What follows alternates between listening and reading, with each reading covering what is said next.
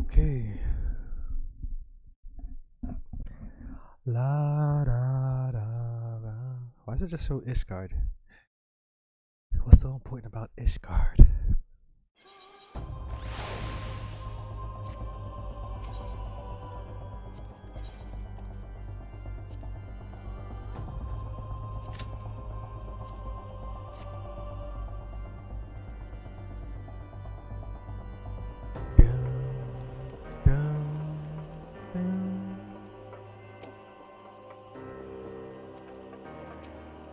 Moon breather.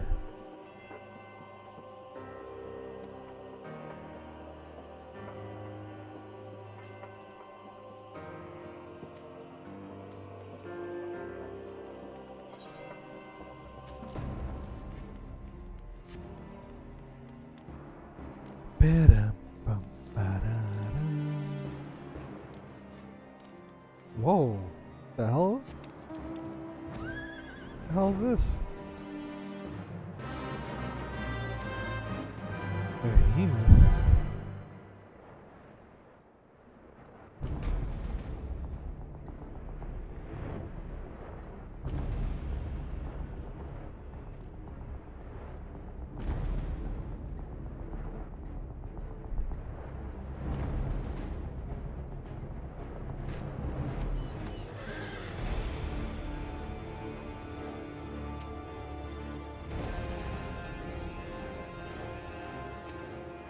They have scared animations, but they don't change their dialogue.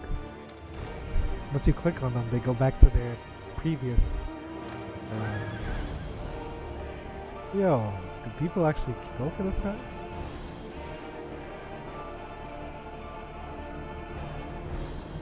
Why is he just right here? What the heck?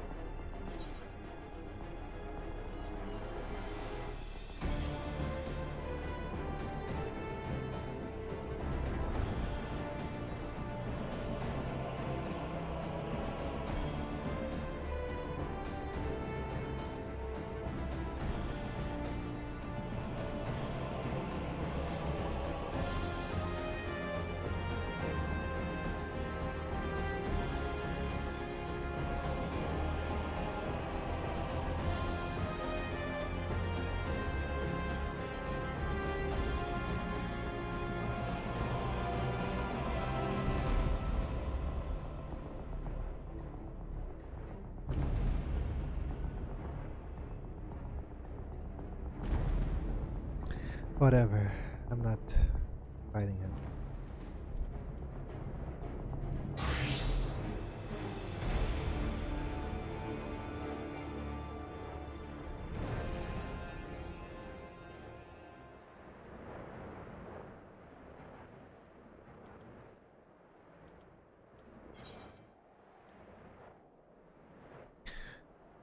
Alright, lower pass.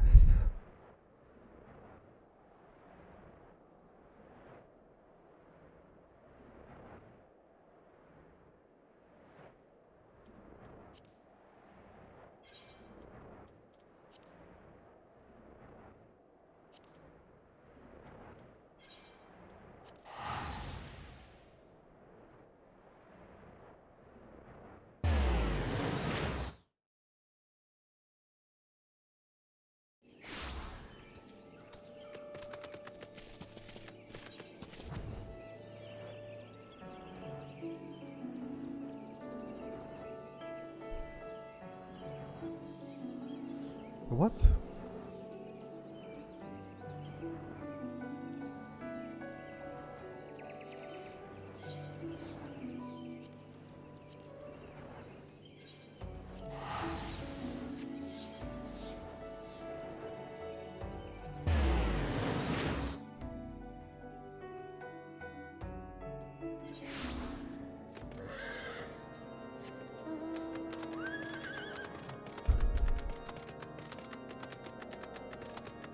Come on.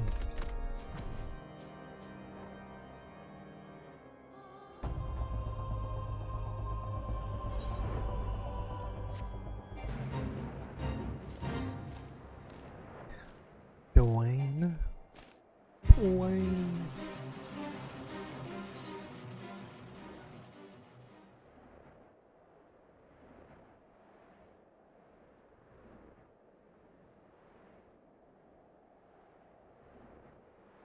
Now we got, how many of these are there?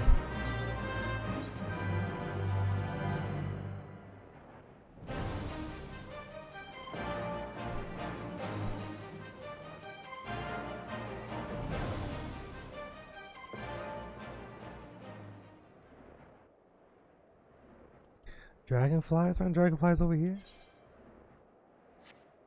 I actually don't even know. This map, man. Oh, they're over here.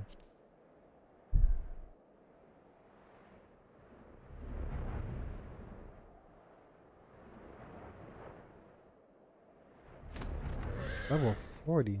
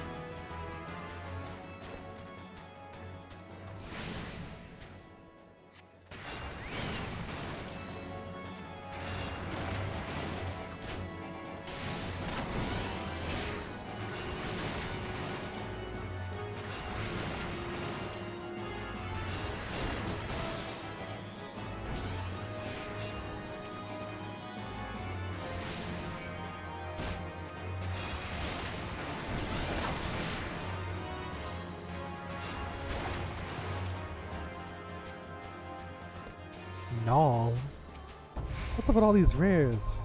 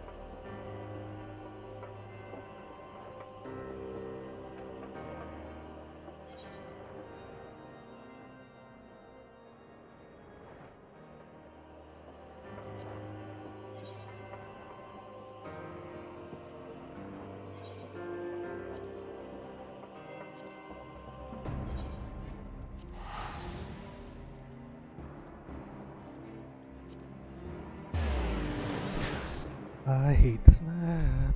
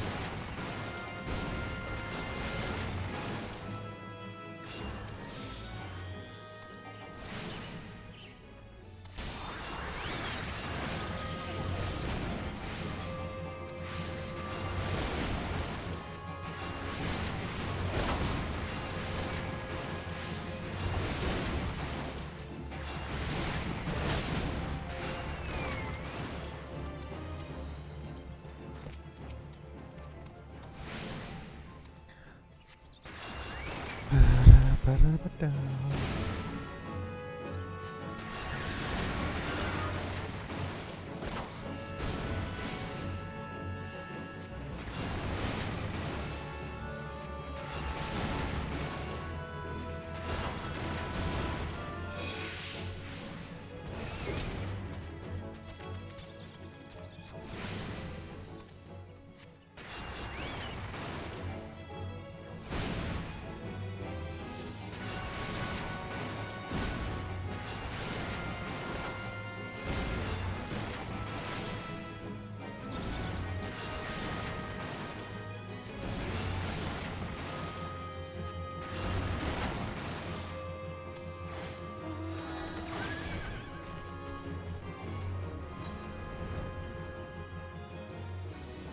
Lower paths. These are the upper paths, and these are the lower paths. Ba-da-ba, ba-da-ba-da. Da-da-da.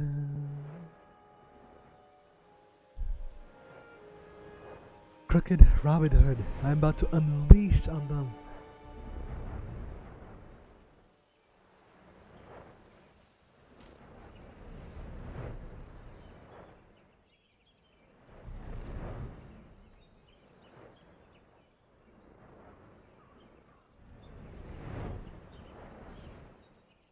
Let's go face to face. I embrace debate.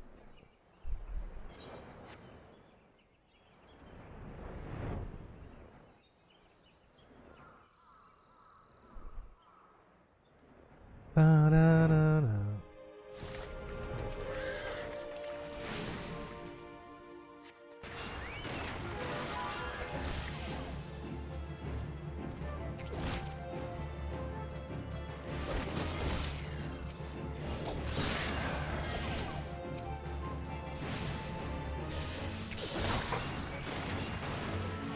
Big money's almost here. I can't wait. Big.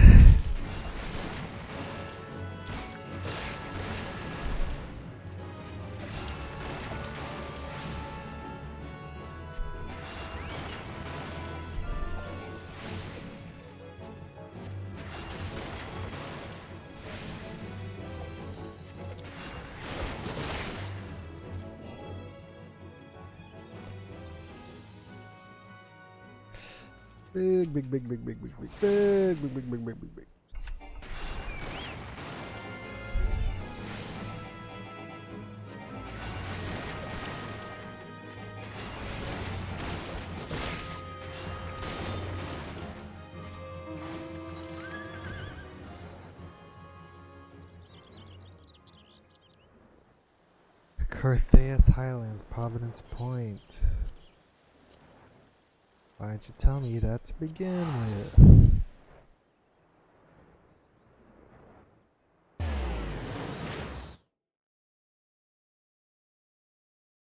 Oh no! Ugh.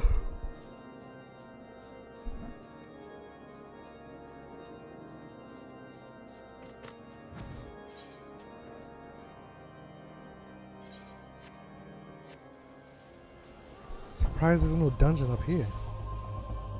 We know there is up here. I know that's something. There's something up there. I don't know what.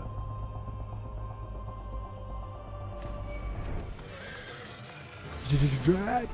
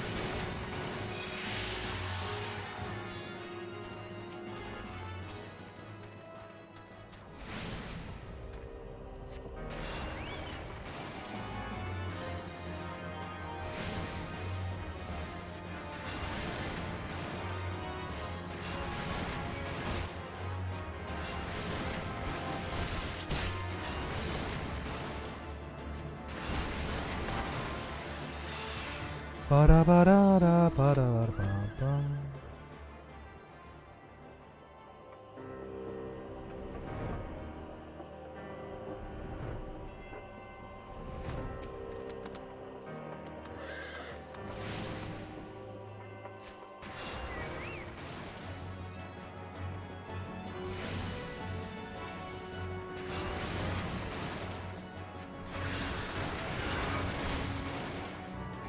Da da da.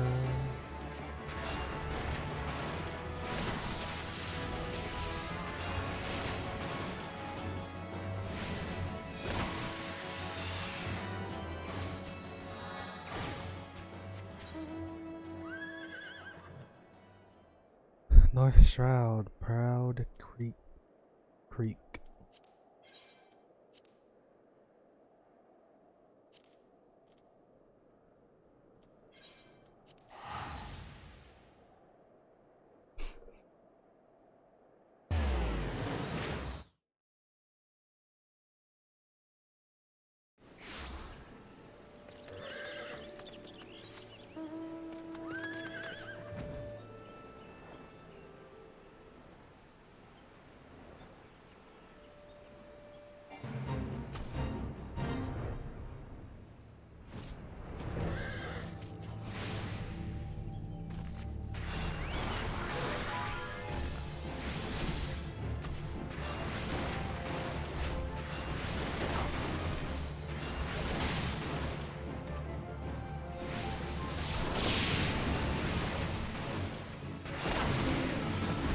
I ain't scared of no ghosts.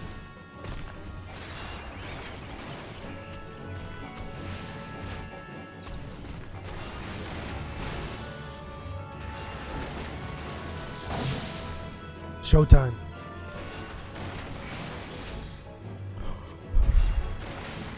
Big.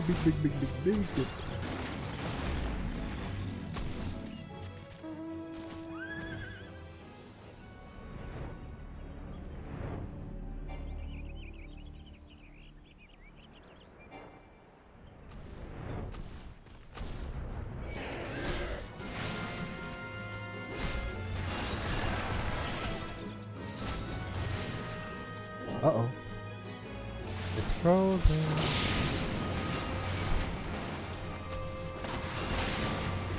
That's what I like to see. Undisputed.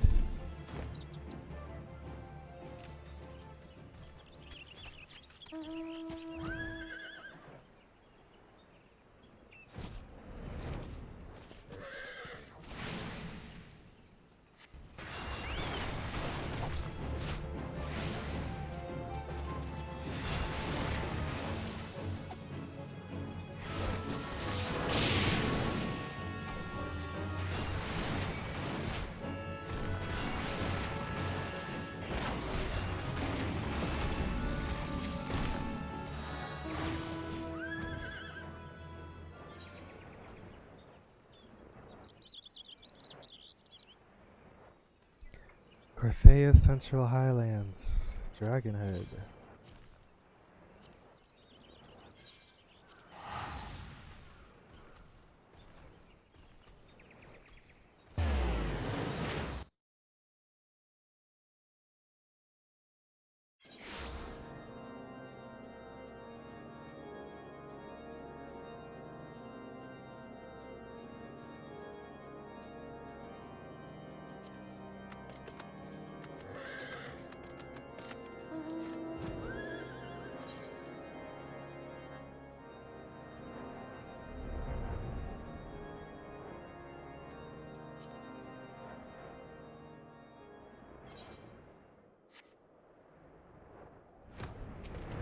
Crockeries.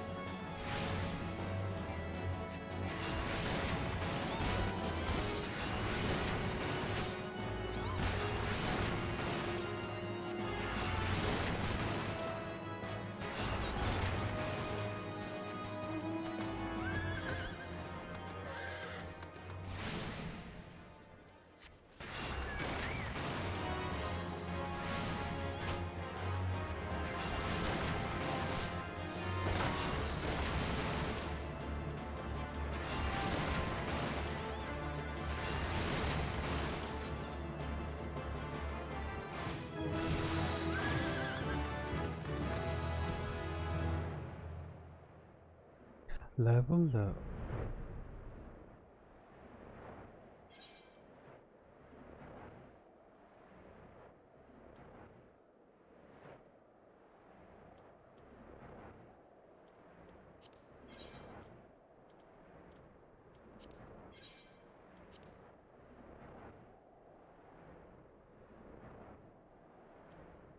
Where is it?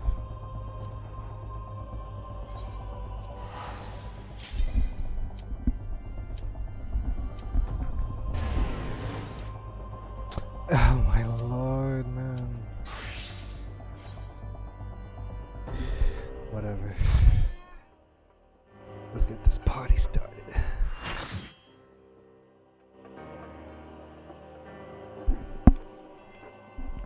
Eyesight. Stop what you're doing.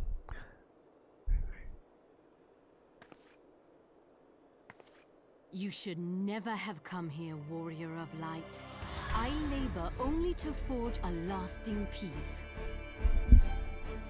A peace you would deny us out of ignorance and blind faith. Ignorance? No No. matter. If it is our fate to be at odds, then it is mine to strike you down. No.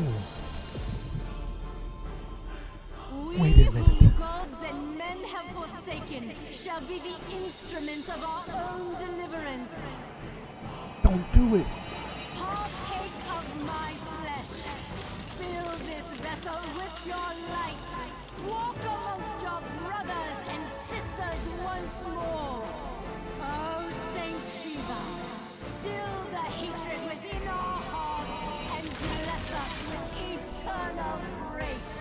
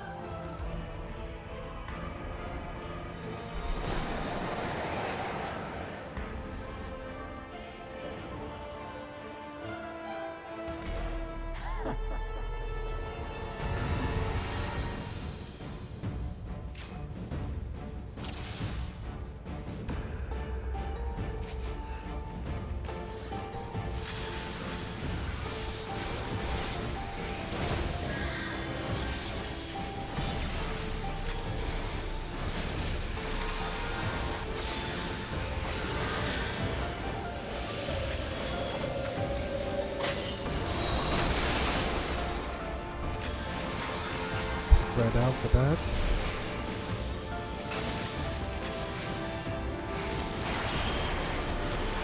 How's this?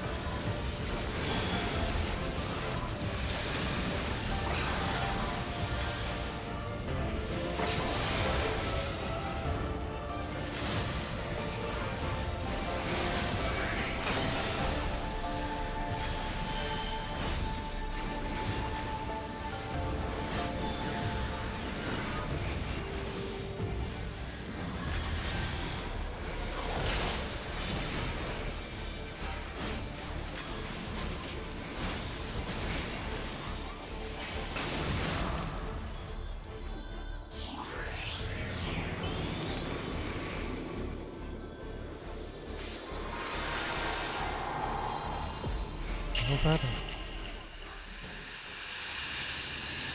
What is going on?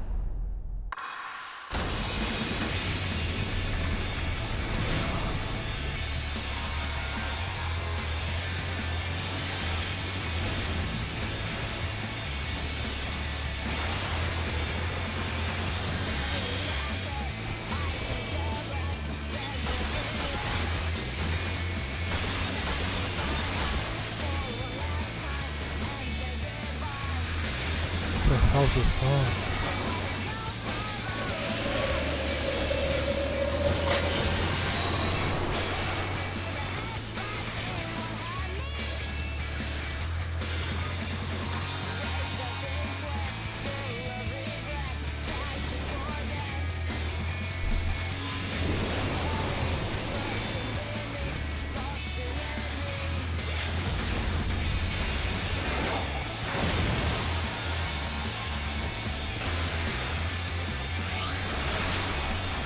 Whoa. A nice little slip and slide.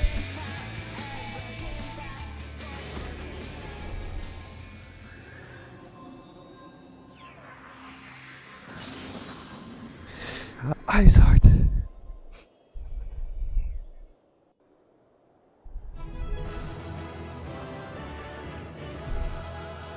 The whole time she was good. She was just faking being evil. I knew it.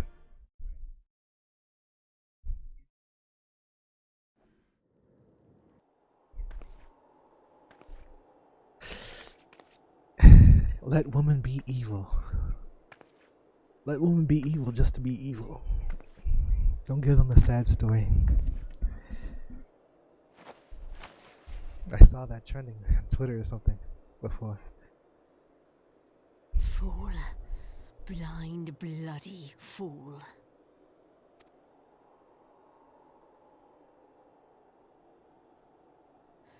You, of all people, should understand the suffering war begets.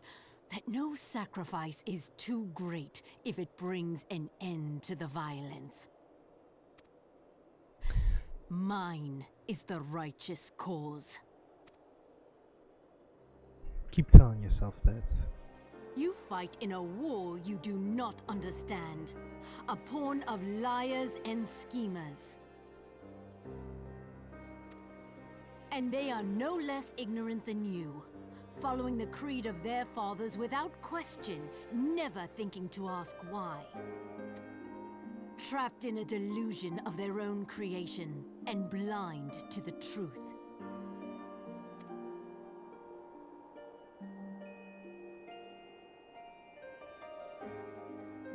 Warrior of light, redemption is not beyond us. We who walk before may lead those who walk after. Seek the keeper of the lake. See with eyes unclouded.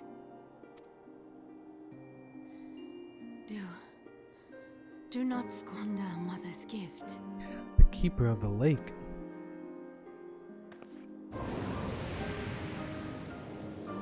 And she died. Feel. Think.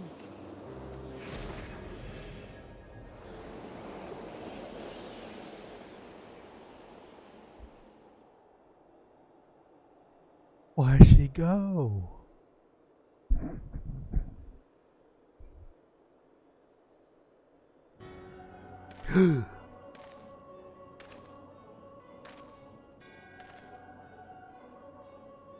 And so the vessel withdraws, a predictable outcome. Nevertheless, La Habrea will be pleased. How unfortunate. I'm tired of these guys.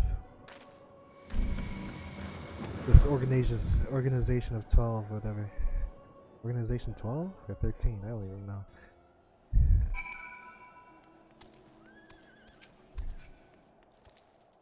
Moon Breeder. By the 12, you're alive. I mean, of course you're alive. Why wouldn't you be? Yeah, okay.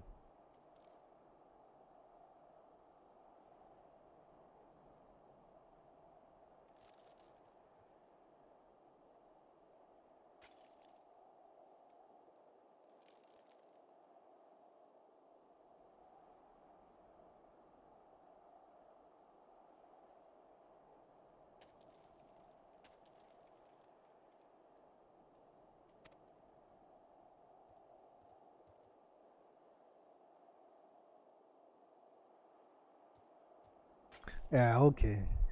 I did what? And you're certain about that, are you? Dravanians are skilled with glamours, after all. Look, if you say say that's what you saw, I believe you. It's just that I've never heard of a primal being summoned like that before. Are you sure you're not injured? Head trauma has been known to cause hallucinations, you see. No? Fair enough. I was only asking. You're annoying me, Moonbreeder.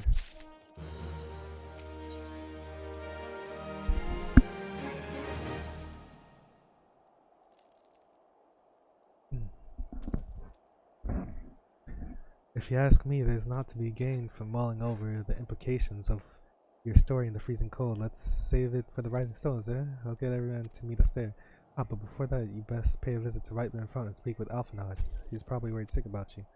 That or he's busy playing politics with Ishgardians. Either way, I'm sure he'll be delighted to see you hale and healthy.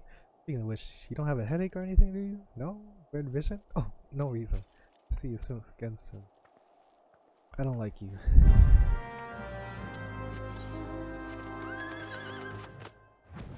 Is this behemoth still here? He gone.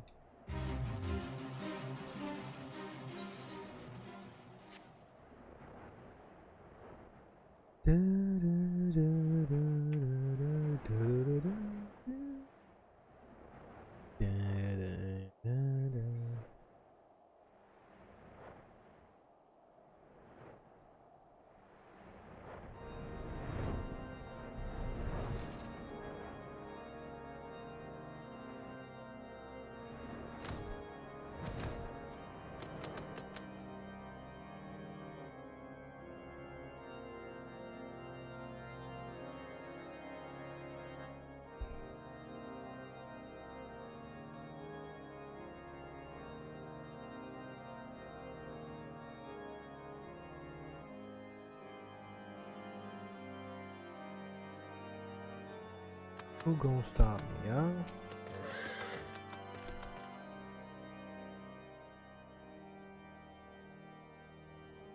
There he is, none the worse of her fears. Was there ever any doubt the warrior of light will succeed? I think I speak for all of us when I say that I should like nothing more than to hear the stirring tale of your victory. If you would be so kind.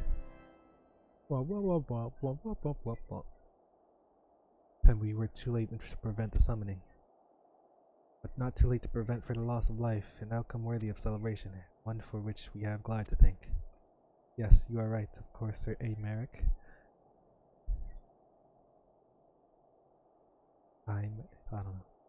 We should be content with what we have accomplished.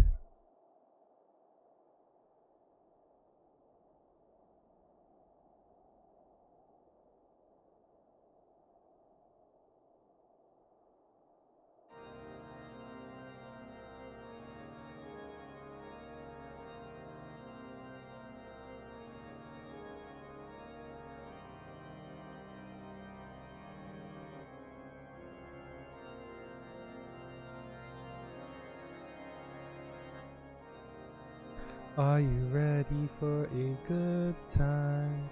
Yeah, yeah. God damn, man.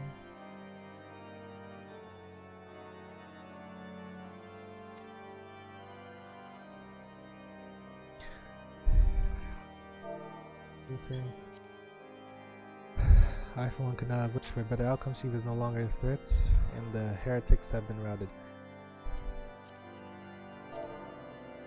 Aye, there is the matter of Isart's escape, but she cannot run forever. Wherever it takes days, weeks, moons, or even years, my knights will find her. Meantime, Lord Drumont, is the caravan ready? The supplies that your men recovered have been prepared for transport in accordance with your wishes. Rest assured that my knights will lead them safely to Reverend Soul. Of that I have no doubt. I take it these are the self-same supplies the heretics stole from the House Fort Tom caravan? That's the crystals which comprise the bulk of the shipment, yes, scarcely a fraction of that which was promised, but a meaningful contribution to your cause all the same. Ah, on an unrelated note, Clyde, might I trouble you to accompany me to Camp Dragonhead at your earliest convenience? 'Tis not for my benefit. A certain lord was most distressed when he learned of your intent to risk life and limb to stop Iceheart. It took half a dozen knights to restrain him, I've been told. Just Sid. Men give vent to their anxieties in myriad ways. They do not think less of him.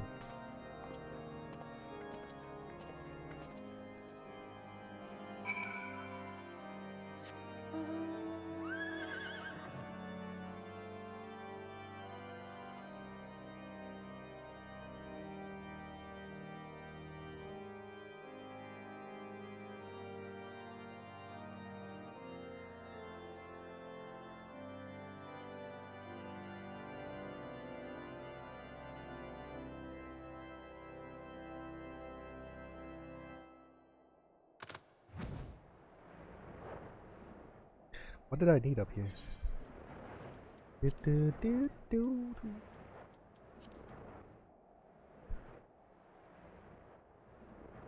Wait, what? Didn't I need something? Oh, I guess not.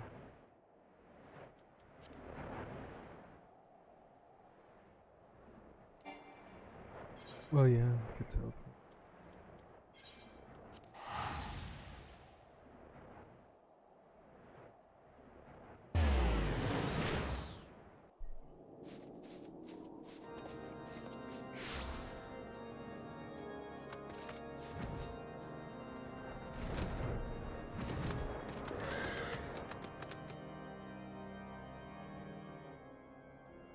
What were you thinking, Glide? Oh, it's Archibald. Wagering your very being of on a dubious theory which might allow you to enter Iceheart's lair, knowing full well that she could have sufficient forewarning to complete her ritual to summon Shiva anyway, and then engaging the abomination in mortal combat? By the fury, Glide, 'tis the stuff of ballads, a battle for the ages, for that I had been there to fight by your side. Yet here I was forced to wait, condemned to wonder at the fate of a dear friend for a veritable eternity. I should not wish such torture on my most hated enemy. But you are here now, and that is what truly matters. Let's move on. Sir Emeric wished to have words with you and Master Alphinaud in private. He waits us in the intercessory.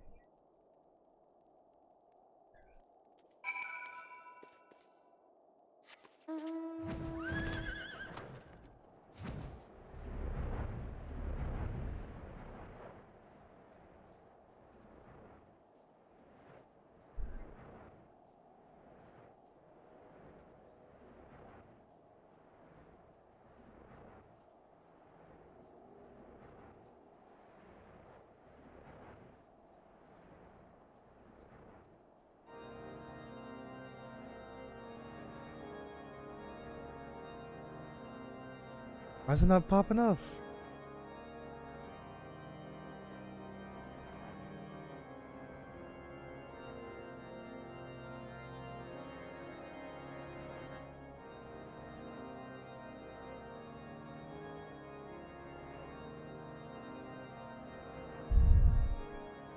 I don't get it.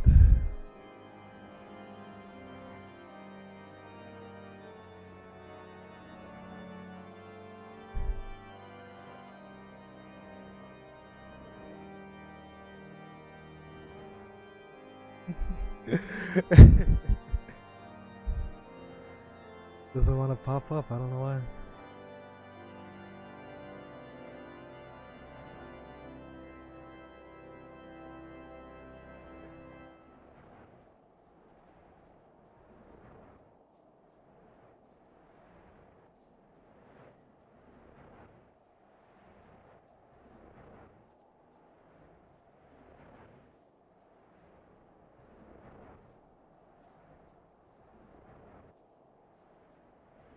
Come on. What is wrong with this thing, man? I'm so triggered. Oh my lord. Can I minimize this or something? Like, why is it being like this?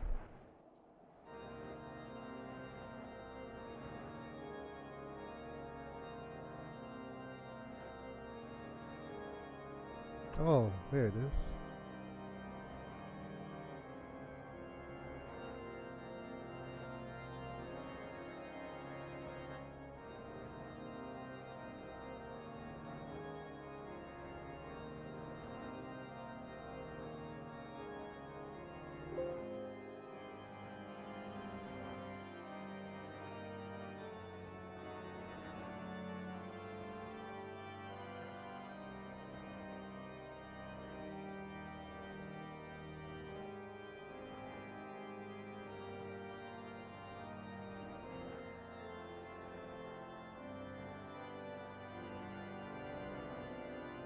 Oh, hold on.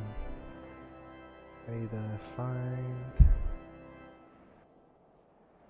Where can I find it?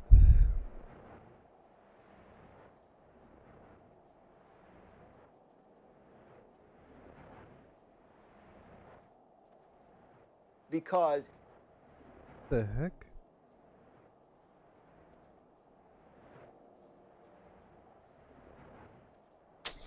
It's not here. Whatever.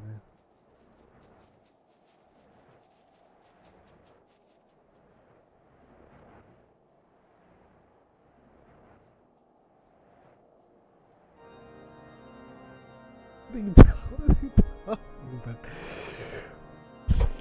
Karina!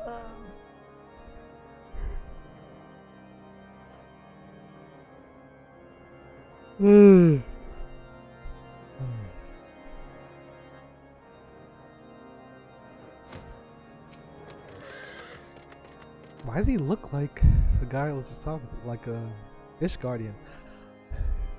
Greetings, sir. I shall now show you at once.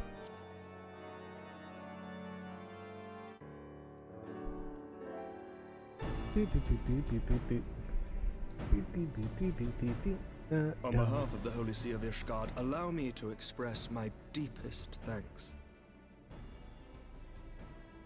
We got voice acting. Hold up.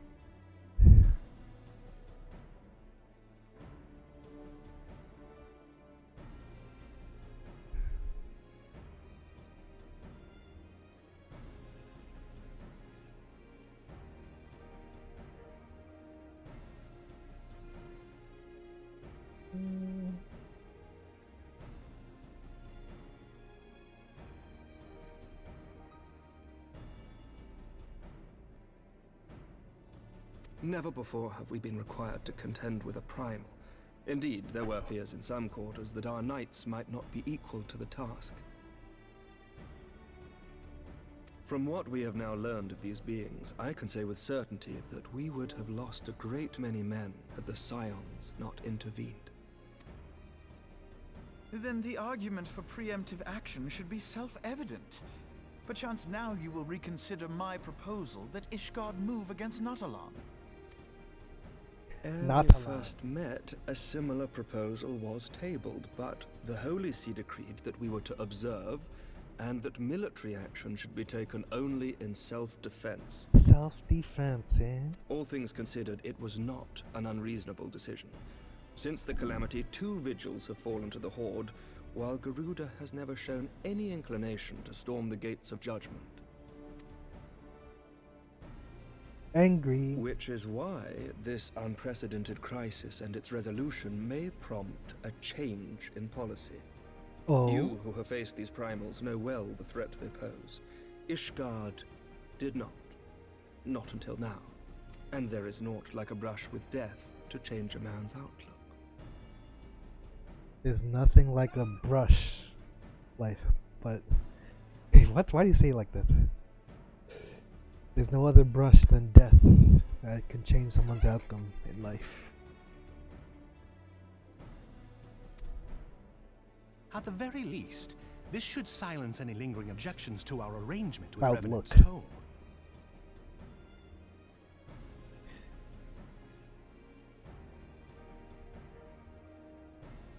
And change someone's painting of life. I don't know. That was a good way of saying it, though.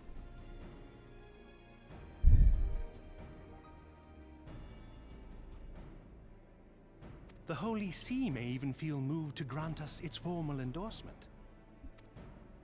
So far as it is possible, the Scions shall be compensated for their service. We should be grateful for any aid you can provide. As a gesture of good faith, I shall withdraw my previous request. Your people are doubtless needed elsewhere. That will not be necessary. We too have a vested interest in watching Dravania's movements. I see. Once more, I must thank you. Sir Emmerich, if I may, do you truly believe that Midgard-Zoma could return? The heavens are a window unto truth, but those who interpret their movements are not infallible. I requested your involvement as a precautionary measure. But of course, you sought an excuse to compensate us from the first, mindful of what would happen if Revenant's toll were taken by your enemies. Ishgard is not wont to aid its neighbors, but that does not preclude it from manipulating them to serve its own interests. Choose your next words carefully. On guard. Who is this? Who are Do you know you? what sort of man becomes Lord Commander of the Temple Knights? One who comes from good stock. I did not. Yet here I am now. Why do you suppose that is? Because I swiftly learned to tell the difference between words, deeds, and beliefs.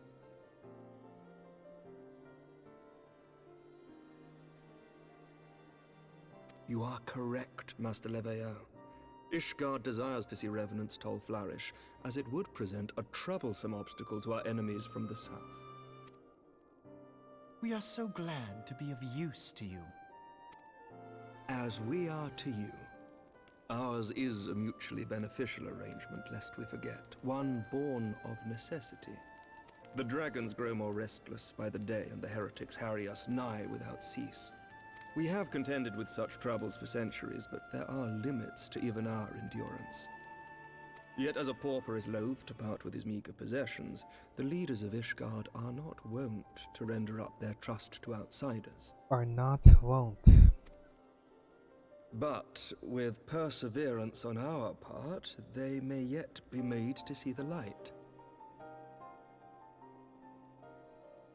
Nevertheless, one must take care when walking the road less traveled. Wise words, Sir Emmerich. I shall make a point to remember them. I must apologize for my earlier outburst. I hope it will not sour our good relations. Sour. Not at all. You but spoke from the heart. I trust you understand that at times my duties may prevent me from meeting with you. On such occasions, my second-in-command will speak for me. Really? Lucia, at your service. Pray excuse our reticence.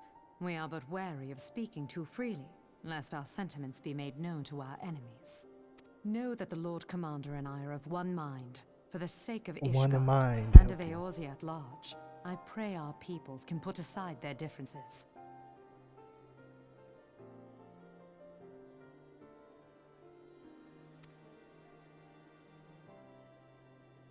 Those who dwell in the past risk losing sight of their future. Should aught befall one of our shipments, pray inform Lucia immediately. You may also relay to her any words you might have for me alone. Not being of Ishgardian birth, she owes no allegiance to any noble house, making her as near to incorruptible as one can find in my homeland. Yeah, okay. Suffice it to say, I trust her completely, and so may you. Okay, I do too then.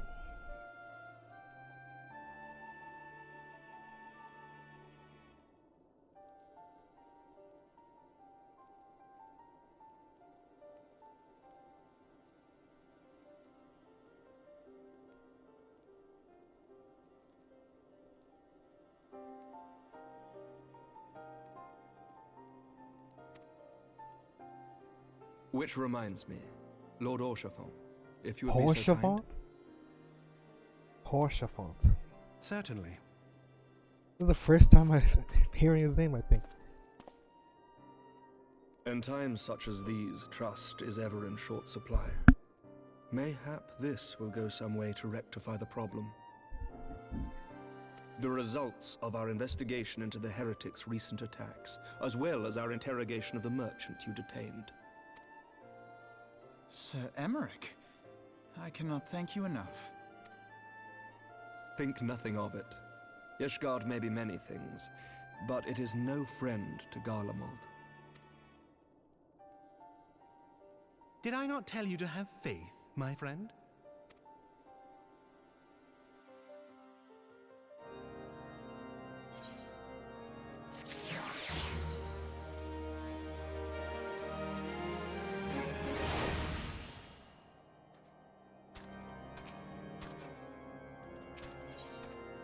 Eyes unclouded, for one with reason to celebrate, Alphinaud looks rather grim. It would seem we have much to discuss with our friends at the Rising Stones. If what you say is true, Iceheart's method of summoning Shiva defies all precedent. It necessitates a complete appraisal of the primal threat and of our approach to combating it. Moreover, there are grave ramifications if word of this incident reaches Imperial ears. The Garlean empires believe that primals are an insufferable menace, that their mere existence is a threat to this very star, and as such they deem any action taken against the beast tribes to be justified by default. Imagine then if it became known that it was not only the beast tribes of Eorzea that could summon primals, but her civilized peoples as well. Any lingering objections to the Eorzean campaign would vanish overnight. Where before we had to contend with a single Imperial Legion, we could well find ourselves facing the combined might of all Garlemald. But I speak unadvised. Come, it is better that we continue this conversation in Mordona. Uh-oh, that's no good.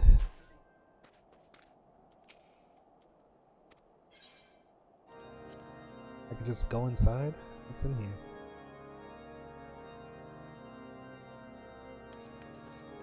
Hey, American Lucia.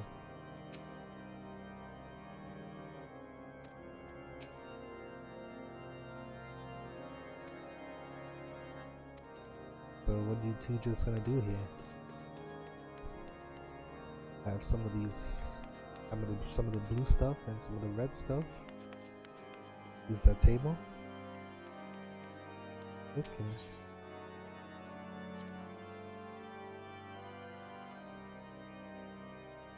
Bum, bum, bum.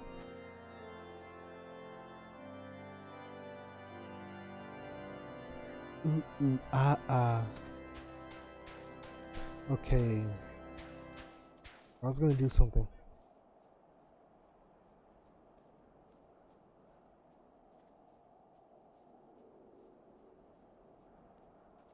I don't know what though.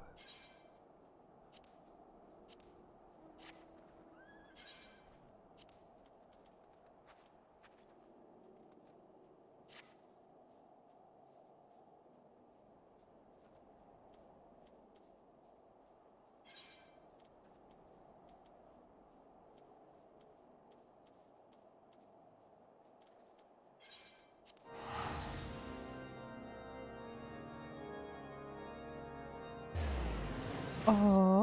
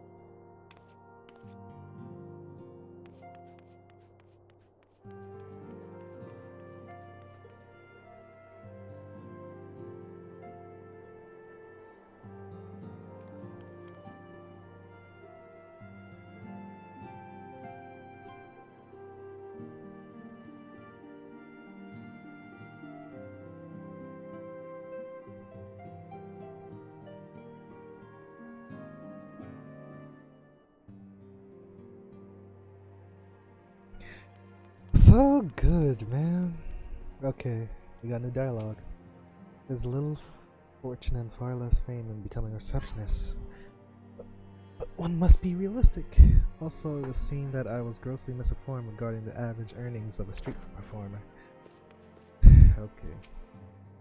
Few young leaders can be more amenable to new ideas. Then again, their lack of experience and influence can hinder their ability to enact reform. I do not fault Amaric for being less than forthcoming with his beliefs. Not even the highborn are beyond the reach of the Inquisition.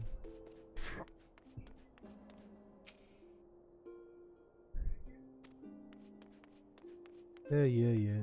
Moon Breeder. What's going on over here? What you two do is your own business. Don't say I didn't warn you. Trying to tumble the table now, Ari.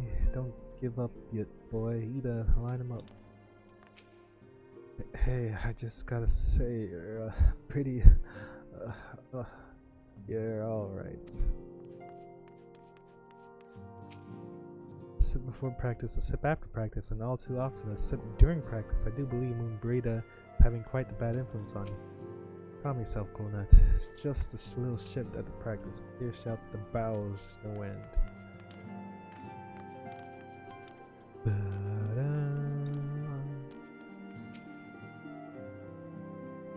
A Charlian scholar is drinking us out of a stock in a home. Did she call her an outsider?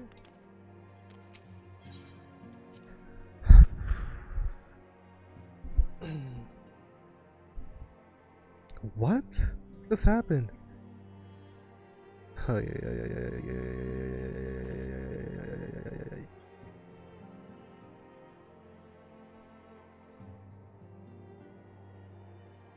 do do do do do do do do do.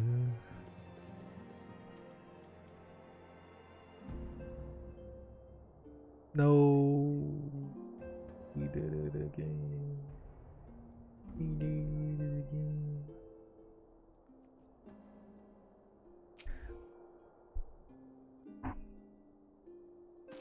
Words cannot well express how glad I am to see you return to us hale and whole.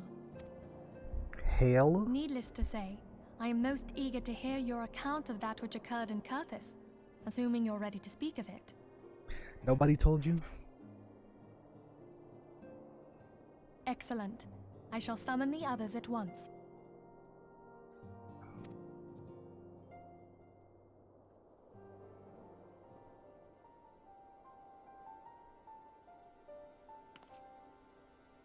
He transformed into a primal.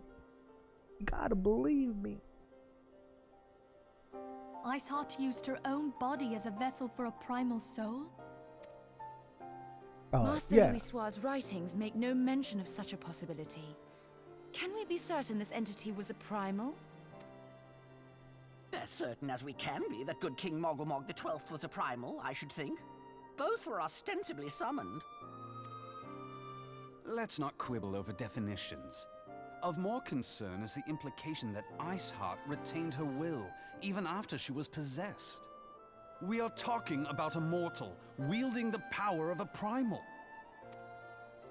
It can't possibly be that easy, can it? There must be some sort of sacrifice required. Or maybe she's just special? Yes. What qualities this woman possesseth, I know not. Possesseth. But full sure am I that she was groomed for this role. Possesseth. This guy, man. Delete him from the game, please.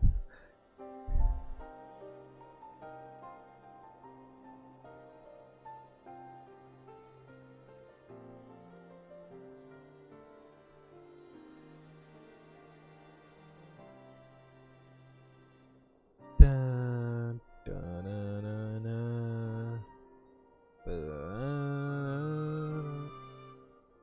Few are privy to the secrets of summoning, and but a single party standeth to profit from their dissemination. Standeth to profit from their discrimination.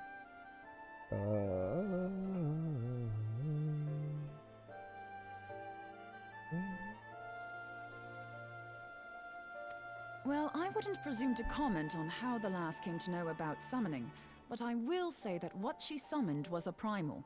The readings were the same, or near as damn it. Strange as it all sounds, it's really no different from what you've faced before. Then mayhap it is time that we re-examined our previous encounters. Nice eyes. This has a nice face overall. Pack your things, Ida. We're going back to Gridania. Yes, sir.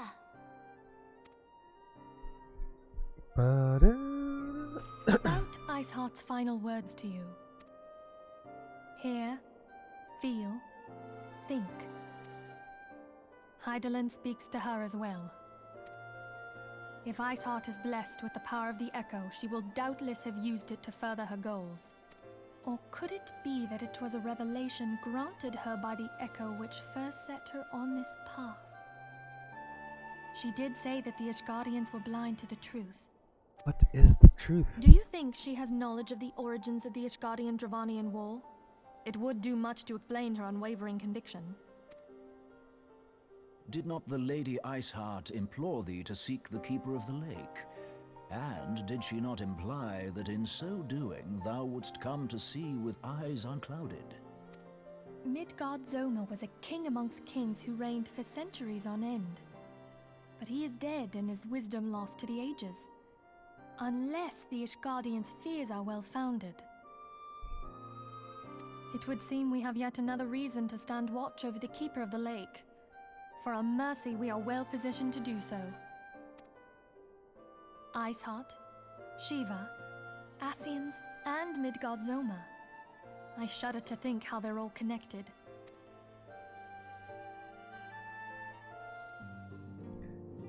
They use a lot of words to say things you use in less words.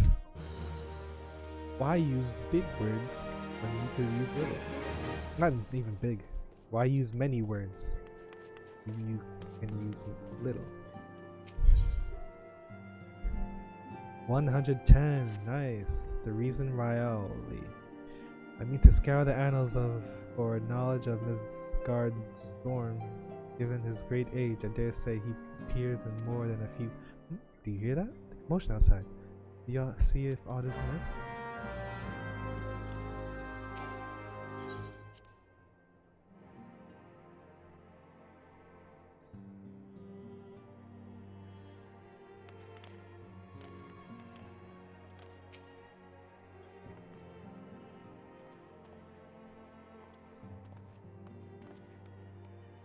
Tis well that you are here. We have a problem. Rayleigh has escaped. It happened shortly. How do you escape?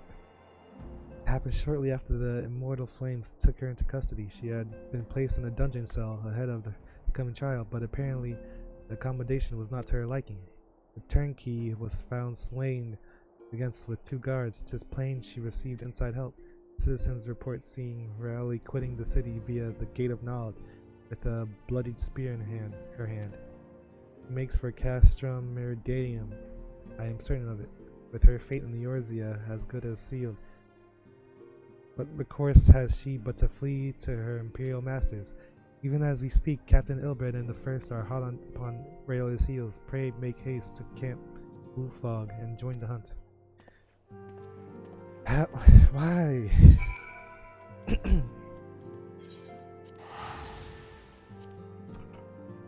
So what? He said there's more turncoats, then we have to weed them out, no?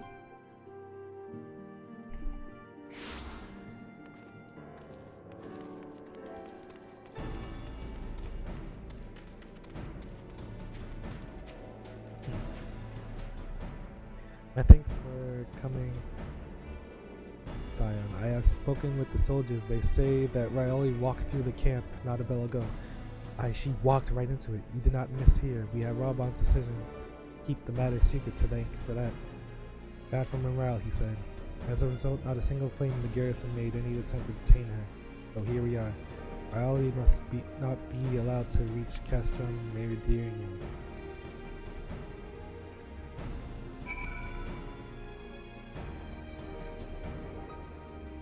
Bad for morale.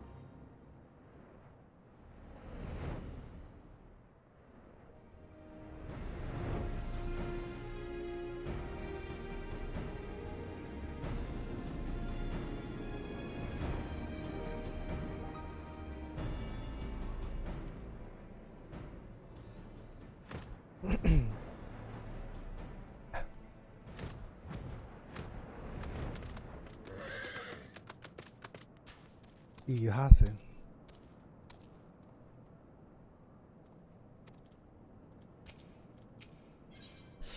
Oh, you got a synced event. This is the first synced in these levels in a minute.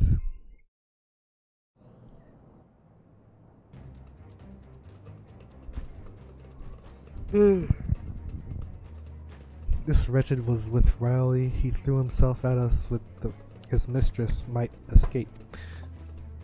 She didn't blink when we cut him down, not even when he started screaming. No loyalty even to her own. The god's damn harpy. Split with me, Scion. We must have her.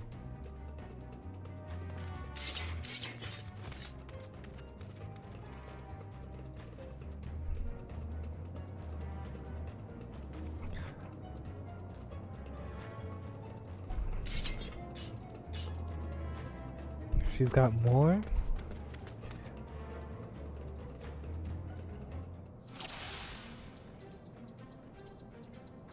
Defend Elaine Royale and her Imperial allies? Oh, defeat. I thought I said defend.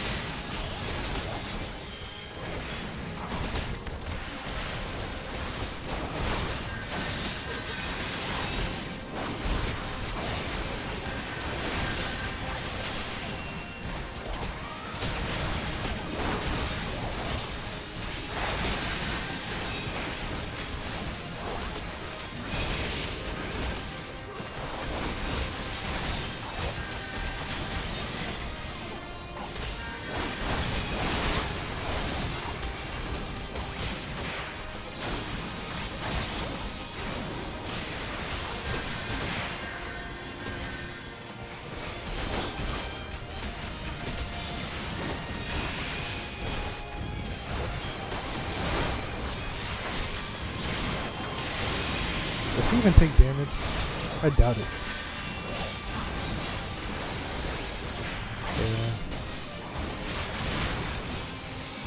I'm blind.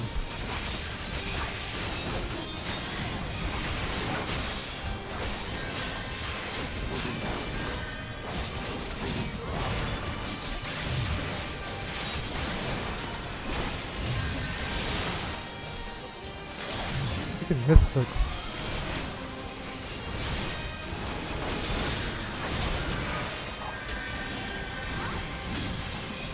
Notice the green light, player. Get the one with the green panel.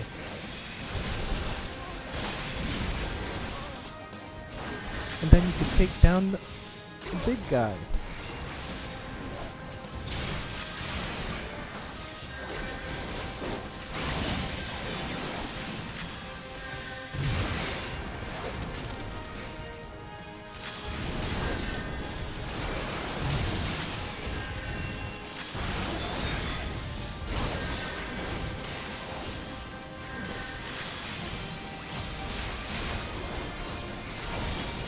Forgive our lateness. Damn.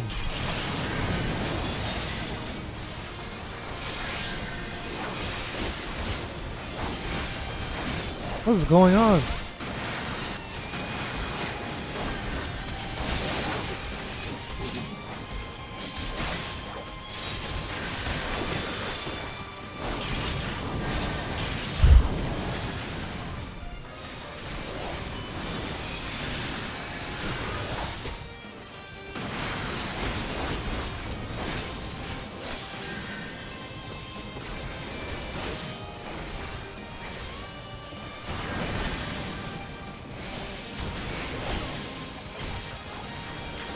Finish it!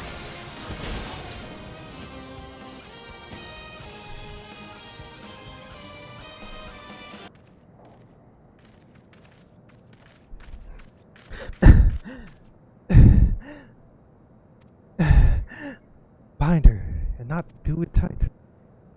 Yes, sir.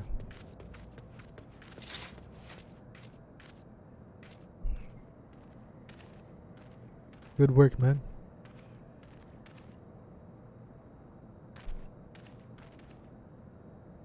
She and her imperial cronies pushed us close, but we were better. Behold, a respected officer of the Immortal Flames. People looked up to you as one of the old Order's founding members, one of its pillars. It saddens me to see you fallen so low. What would you know of low? You, a spoiled little lordling who has never known any want. People such as you take wealth and birth for granted. You think it your God's given right to rule over others.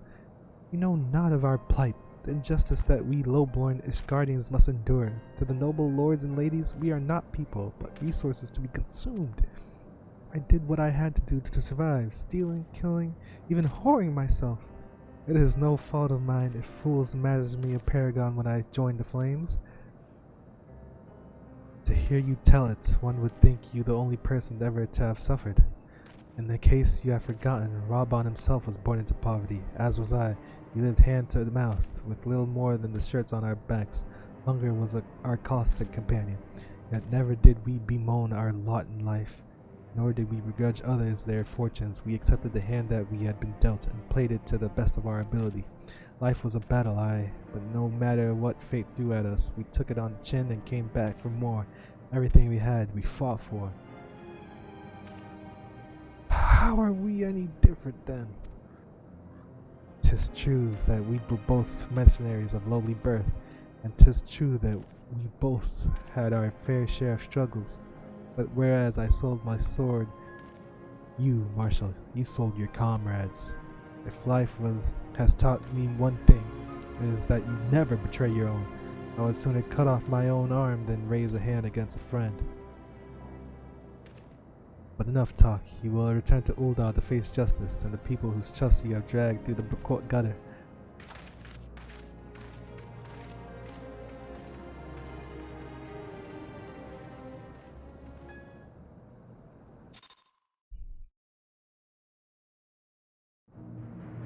That's tough.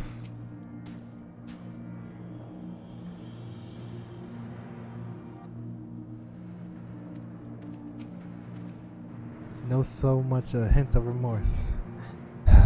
Tis while there was this sordid business is finally at an end. Friend's betrayal cuts deeper than steel. We must hope that we have chosen our own allies more wisely than Raban chose his.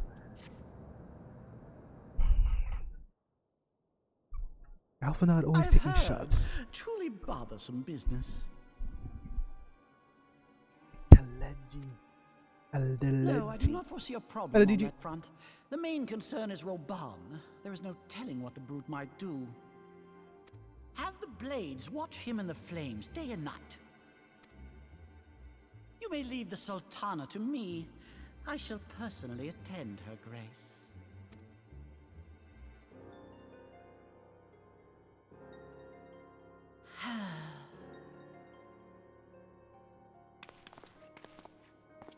Sever one of the East Aldenard trade routes. That ought to keep Lolorito occupied for a while.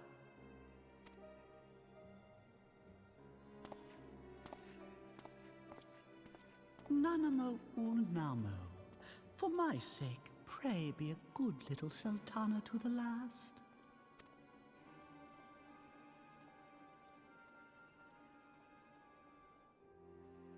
Explosive chair.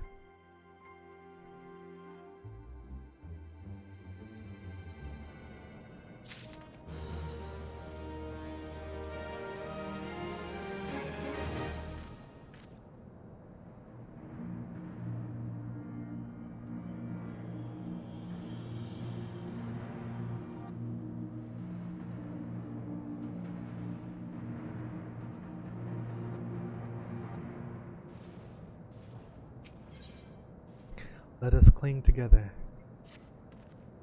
Captain Ilbert and I have a few questions for the Flame Marshal regarding the circumstances of her miraculous escape. When we have completed our interrogation, we shall take our findings directly to General Raban, and that shall be the end of it. Your work here is done, my friend. My thanks. But I have one last task for you. Return to the Rising Stones and apprise Ophelia of all that has happened. I am aware that the antecedent held Royale in high regard. For better or worse, she would want to know how this tale ends.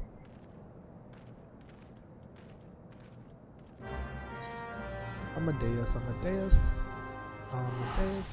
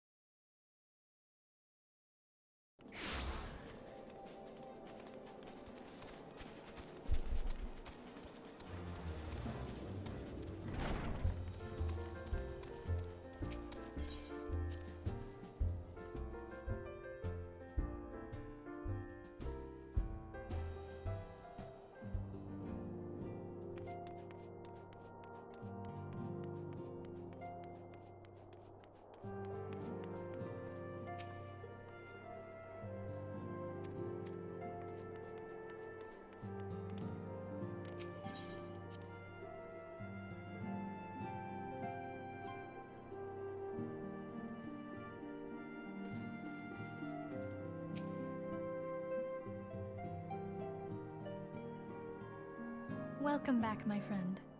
I have already received word from Alfino.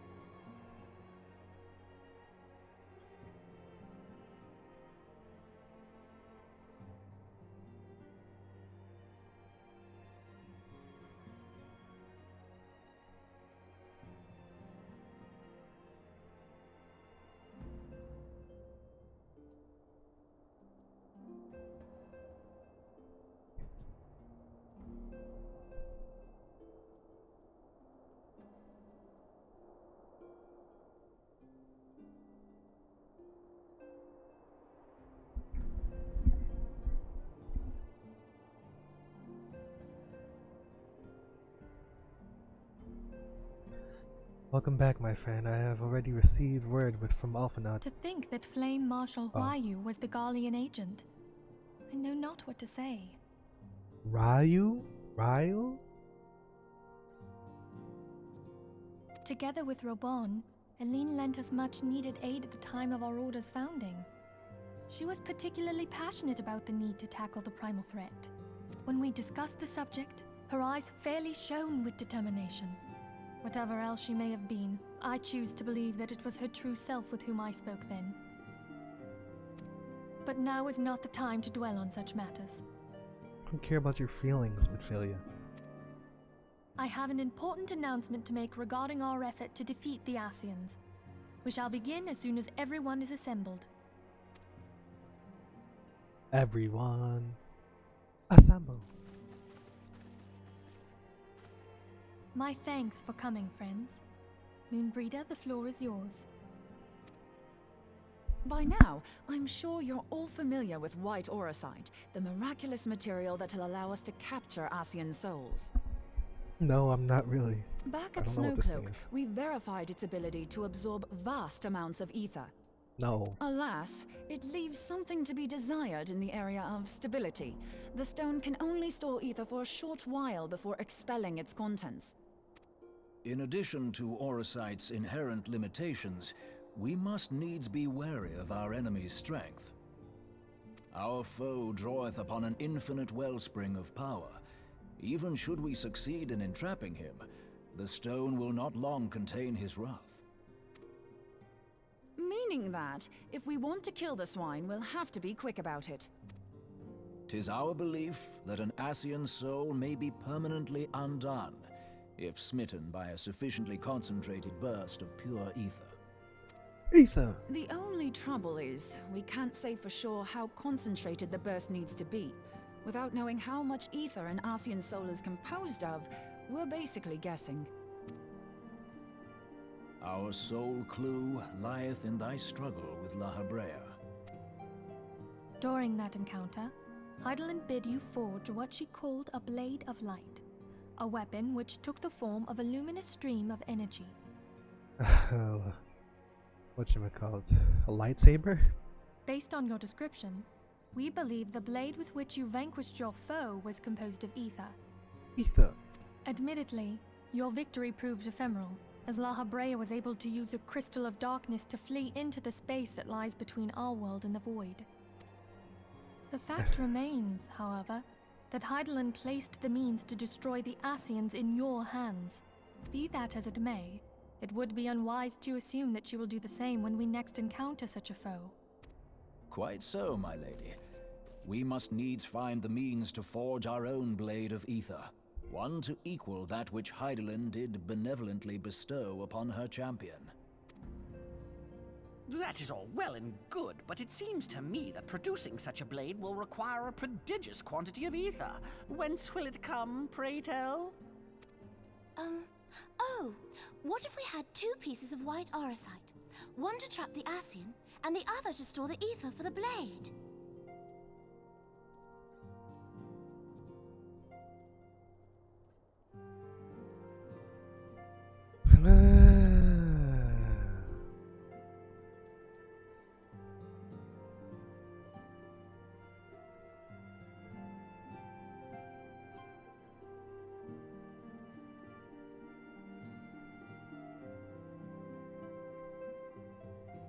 Two pieces of white auricite?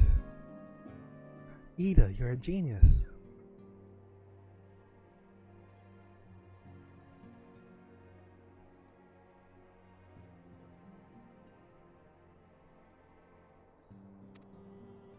Oh, nice try. But it's as I said, the stone won't hold ether for any length of time. We'd still need to collect the stuff there and then, sorry to say.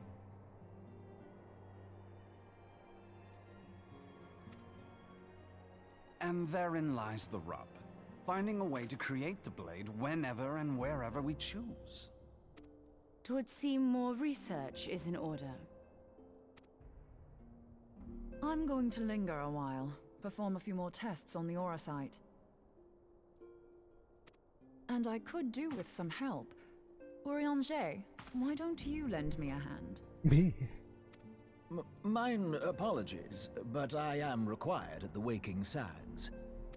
Lady Minfilia hath given me sole charge of the premises. 'Twould be unseemly to leave them unattended. Sole charge, you say? So you're basically alone there, then? Well, that settles it. I'll just have to come to you. Whoa, whoa, whoa, whoa.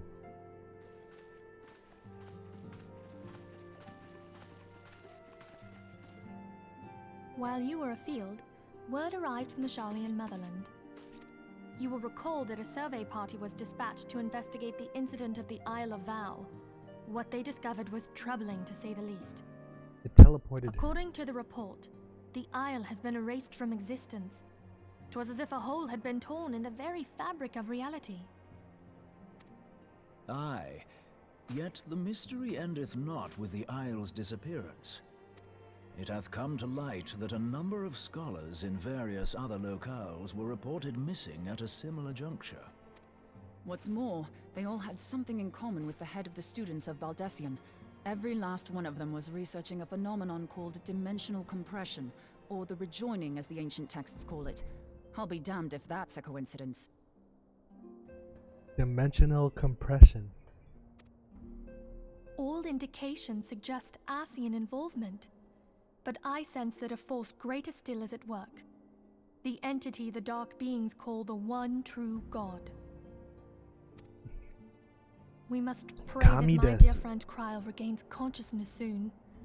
If she bore witness to the Isle of Val's final moments, she may be able to shed some light on this mystery.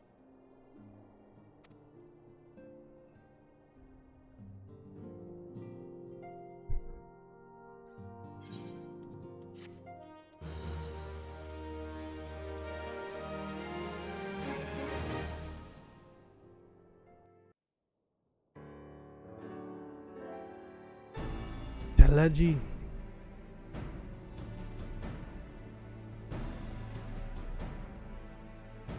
Following the calamity, The forces of the 14th Imperial Legion entrenched themselves in strategic locations across Eorzea.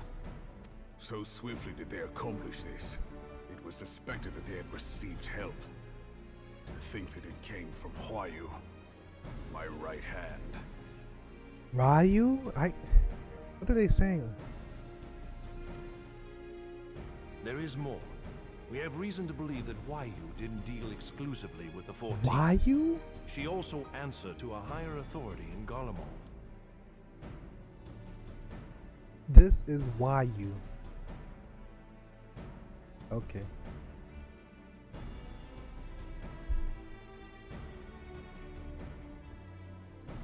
Hold up.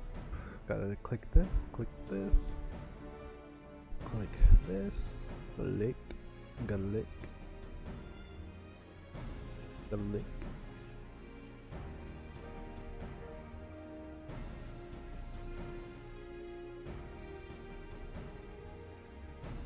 Okay. But this higher authority could not have been the Emperor. By consenting to the media project, Solus Zos Galvus showed himself to be more concerned about preventing the spread of primal influence than claiming Eorzea for the Empire. He would happily have seen the lot reduced to ash. We believe a number of high-ranking figures within the royal household were against the decision, but that they knew better than to oppose the Emperor openly. Of course, this didn't prevent them from making clandestine provisions, in which Huayu played a part. Huayu. Okay. Alas, these provisions did not prevent Dalamud from falling, and the ensuing chaos changed the face of the realm forever. Yet Eorzea survived. To all intents and purposes, the Meteor Project had failed, and the Empire was left to rue its lack of a decisive means to eliminate the primals. Until, that is, it stumbled upon the Ultima weapon. Wait, so was the calamity done by the Garleans? What the heck? Am I reading this right? I didn't even peep. Even before the accursed thing was dug up, it seemed to me the 14th had the might to overwhelm our weakened armies. Yet they chose to hide behind their walls. Why? The Black Wolf was wary of making the denizens of Eorzea desperate, lest more primals emerge to bleed the land. The discovery of the Ultima weapon, however, emboldened him to resume his war of conquest in earnest. But there was one in Garlemald who believed that Van Belsar's actions were premature. One who stood higher in the Imperial Army's chain of command.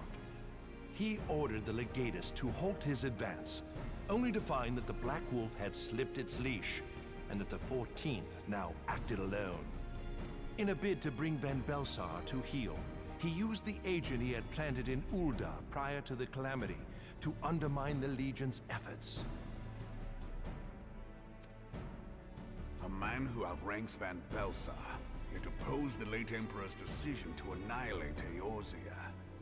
This could only be the former High Legatus of the Garlean army, now known as Emperor Voris Zos Galvus.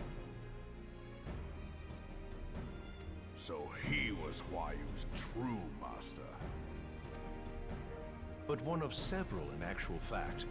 We've learned that even as Huayu served the Empire's interests, she sold Imperial secrets to a certain faction in Eorzea. In so doing, she helped to maintain the status quo, thus prolonging the conflict. Considering who stands to profit from war, it isn't hard to imagine who her other masters were. Seven hells! You mean to say that she was a double agent? Triple, if you consider her services to Van Belsar and the new Emperor as separate. As neatly as these pieces seem to fit, one aspect of the puzzle remains unclear to me. By whose will was the Marshal feeding intelligence to the heretics? And try as I might, I fail to see how aiding their cause would profit either her Imperial or Monetarist masters.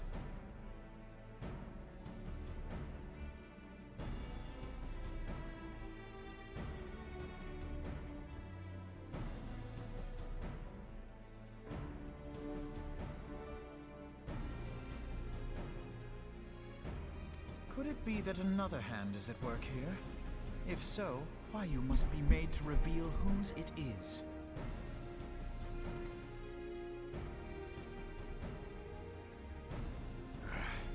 Not only have I lost a trusted friend, now I must interrogate her as a stranger. Not a pleasant task, I grant you, but a necessary one. Unless we weed out the ivy, root, stalk, and stem, it will simply grow back. I know that full well. Those closest to Huayu have already been detained, and I will question them alongside her. Okay, they had to do this. General, pray keep in mind that there may be unwitting abettors among them. Unwitting abettors? Oh, yeah. All will be treated fairly. On that you have my word. Those who are innocent have no cause to fear. You have ever been a friend of truth, General. I hope the unpleasant task of weeding out falsehood will not detain you too long. Though it be for the sake of Eorzea, doubting one's comrades is poison to the soul. Poison. And with that, I take my leave.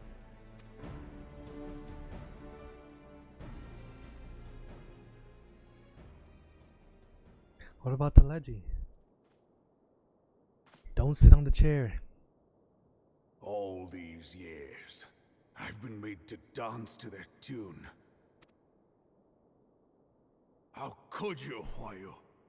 How could you side with them? Them. Those cankers who take from this land and give naught in return, who use their power to disempower and grow fat while the people starve. Pretty sure that's a slur. I know you can hear me, monitorous scum! Your crimes will not go unpunished! Today I will purge this land of your sickness! Before the eyes of the 12, I swear it!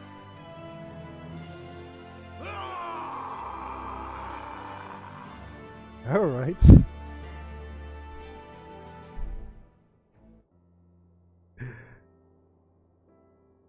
Why is he bugging out? Oh! I shall have no further need of you this day. Your Grace. Would you like the Warrior of a Light as a guest tonight?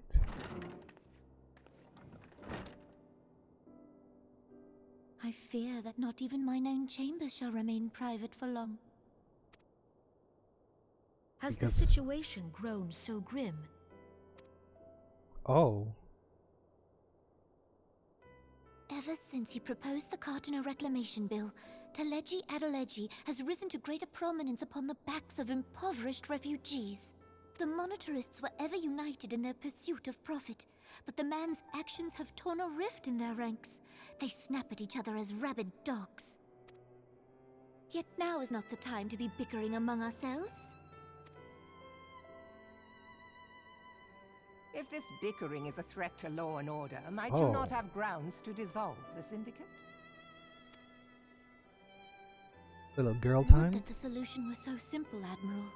Alas, my moving to dissolve the syndicate is certain to spark outrage among the influential merchant class, whom the Cabal represents. This would serve to exacerbate the current unrest, and peace would slip still further away. Be they rich or poor, natives or refugees, all who reside in Ul'dah have a right to pursue happiness.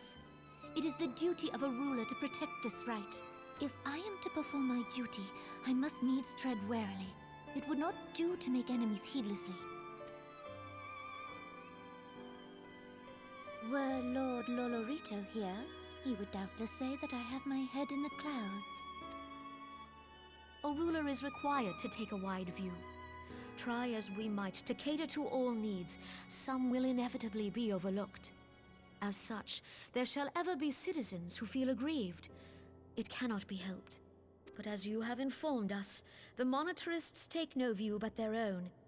They hunger for power while the masses starve. In the absence of a common cause, it seems beyond any one individual to make Ul'dah whole. And the presence of a Garlean agent within the Immortal Flames only makes matters worse. Even accounting for Uldar's historic reliance upon mercenaries, such a grievous breach of security is unprecedented. I fear this business will provide the monetarists with a rod to beat Rauban. Eorzea can ill afford for the immortal flames to be dampened now. Ere long, the Garleans will turn their ravenous gaze toward our lands once more. If we are to resist their might, our nations must stand together. That's why I'm with the immortal flames. Yet for this to happen, our nations must be whole. Cannot be done to improve the situation in Ul'dah. The true wealth of Ul'dah lies in the health, happiness, and hopes of her citizens. Yeah. Alas, the citizens shall never know these things, so long as their lives are ruled by the ambitions of the few. The monetarists claim to represent the best interests of the people, but in sooth they desire only to manipulate them for their own selfish ends. For the government to serve the people, it must be formed of the people.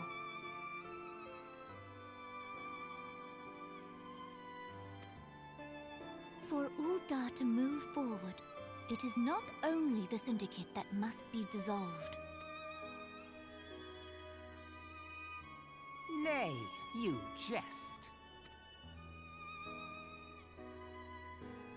She's gonna take My friends, down the crown? It was for no other reason than to make known to you mine intent that I requested your presence here. She's gonna step down? When I make my declaration to the people, chaos shall inevitably ensue. As the last monarch in the line of Ul, I make unto you this request. Help Rauban to preserve order and protect the people. Forsake them, and you forsake yourselves. For a strong Eorzea will ever have need of a strong Ul'dah.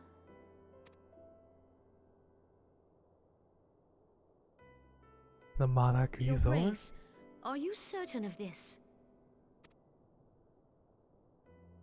There is no other way. When the time is ripe, the nation shall become a true republic. Both royalists and monetarists shall cease to be. Ul'dah will no longer belong to kings or queens or merchant princes, but to her people.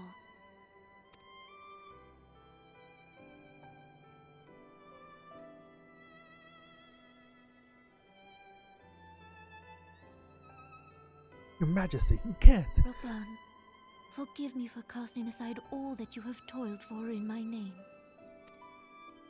Beyond this gesture, I am powerless to help my subjects.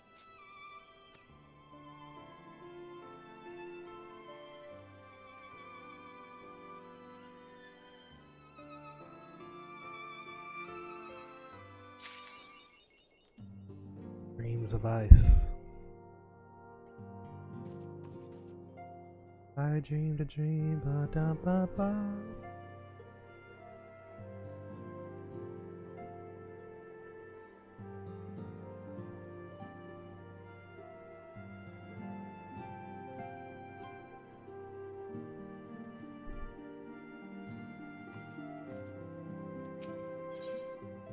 Good intentions.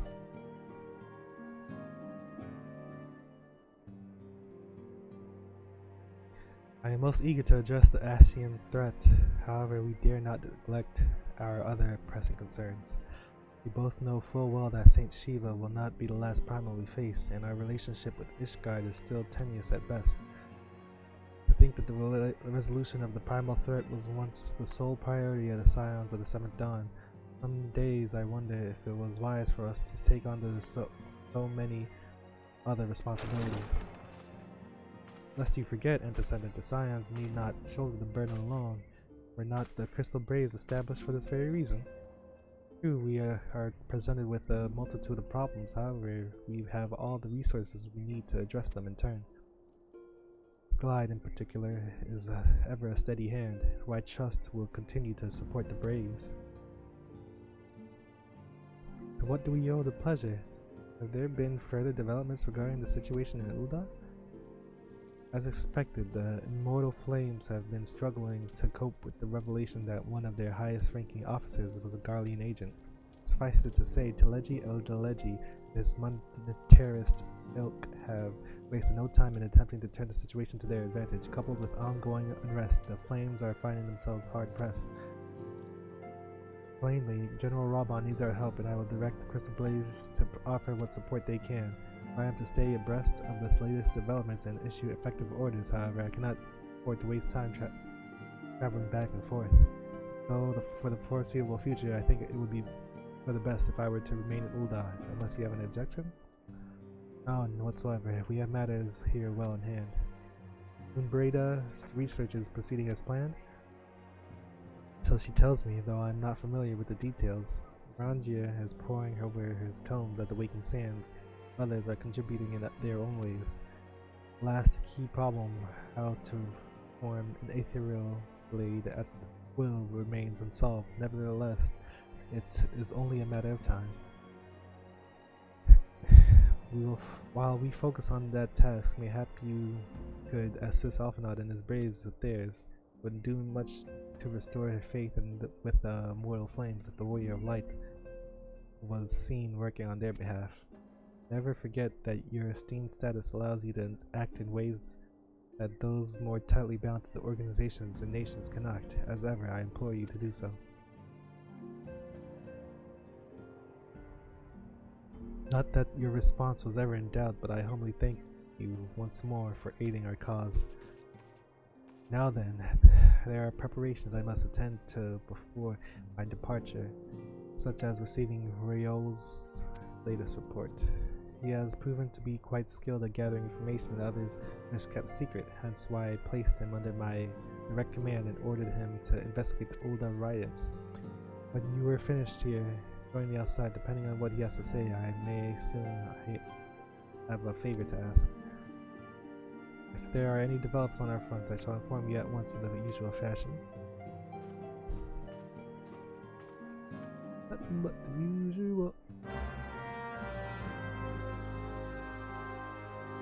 I'm not coming with the usual.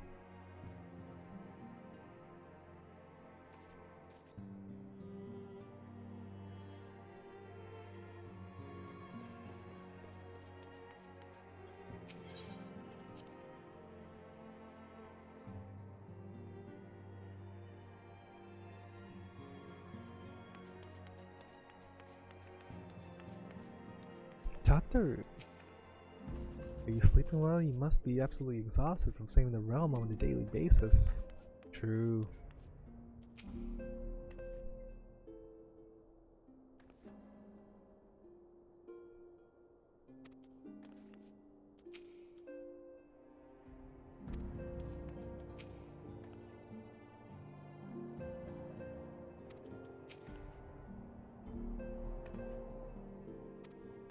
Yesteryear.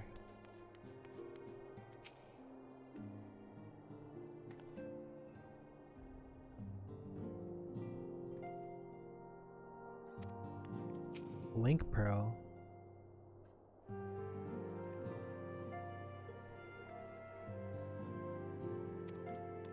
What's up with this guy? Aren't you supposed to be in the Waking Sands?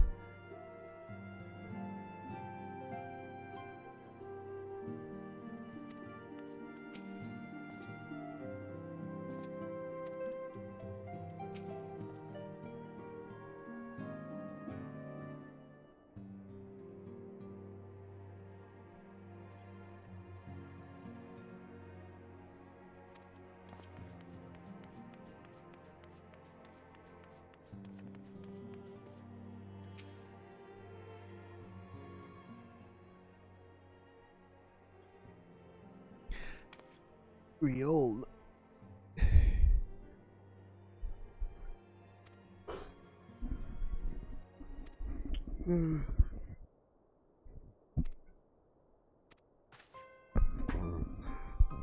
Me and mine have been making inquiries into the source of the weapons, what found their ways into refugee hands a ways back.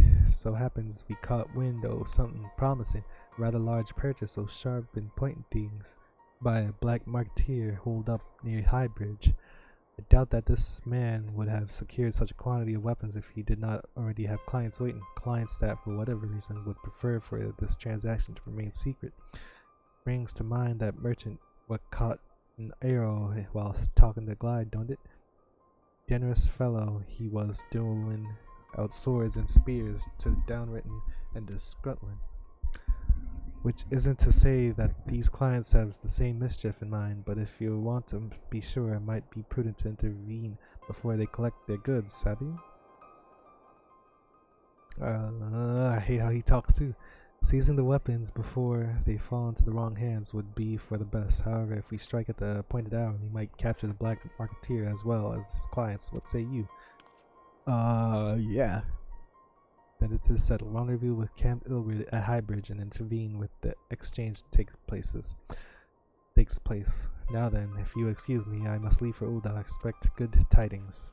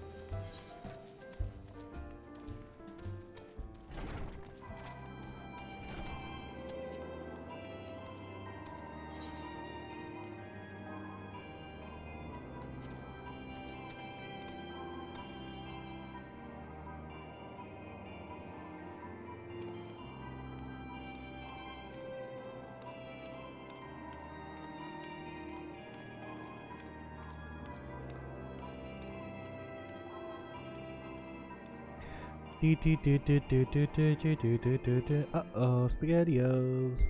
Uh-oh, SpaghettiOs.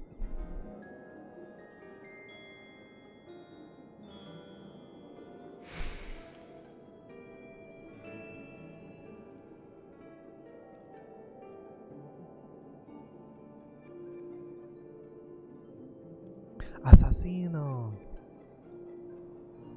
Whoops.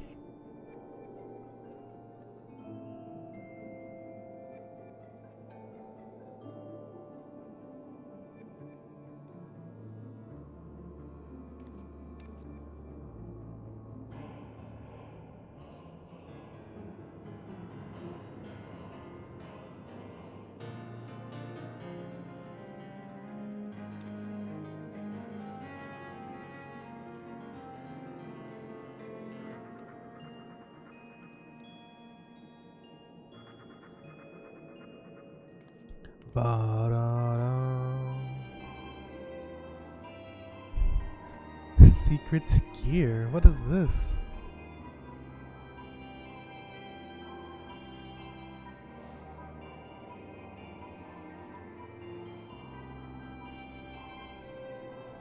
What am I looking at?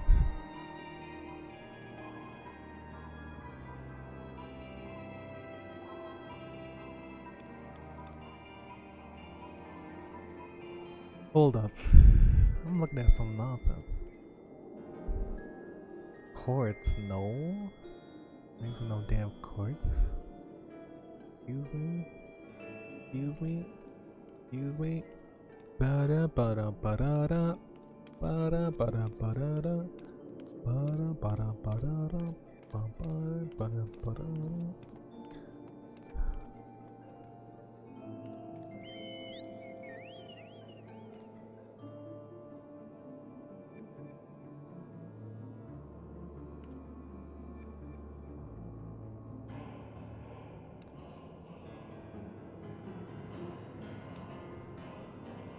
Oh my lord, I'm not making any of this.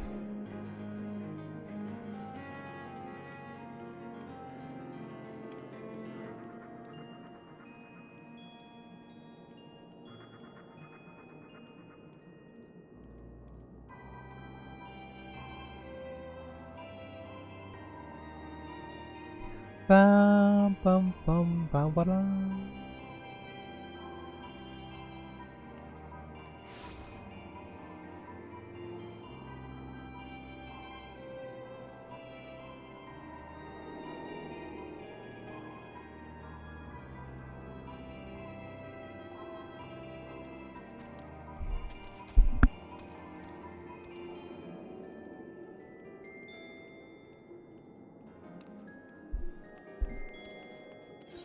Okay. There's some things I wanted to do. Level 110 weapon. I mean... probably use this, yeah.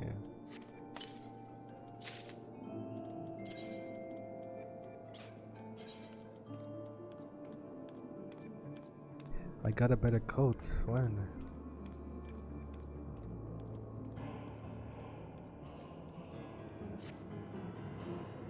Wow.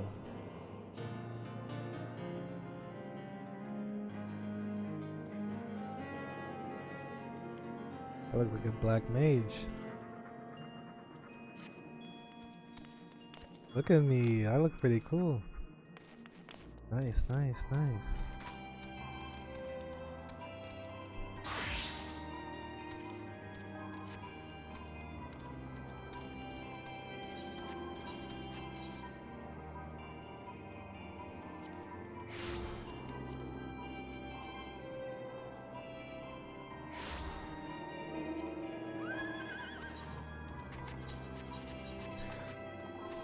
I was gonna do something, man. What was it? Oh, oh.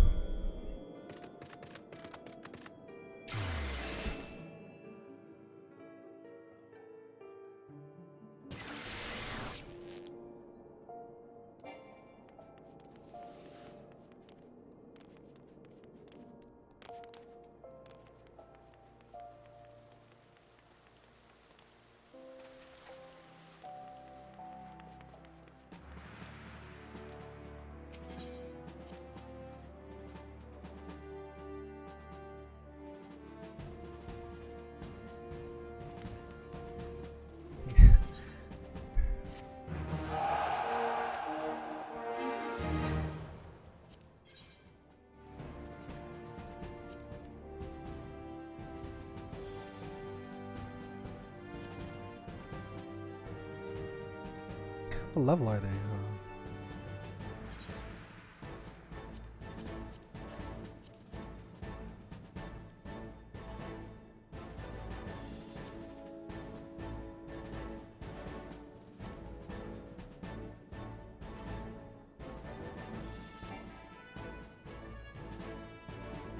Next week, what?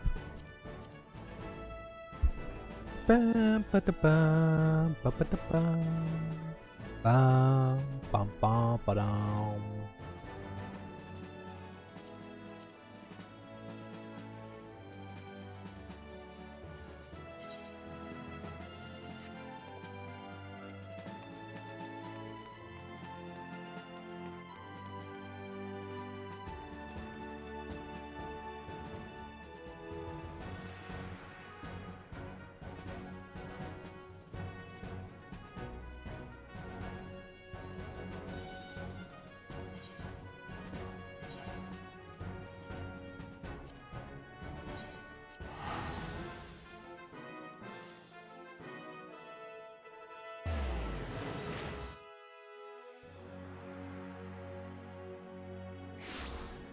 Alright, I think that's it for now though.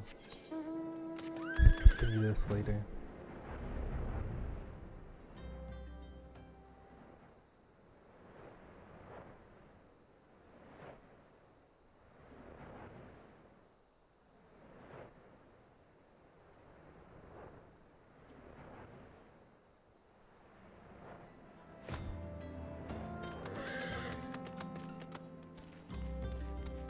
It was Helmhart. And the Hildebrat stuff. Wait, no. No, it's not.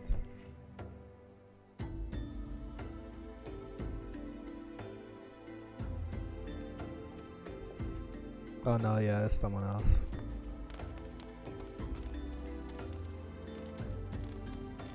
But yeah, that's it for now.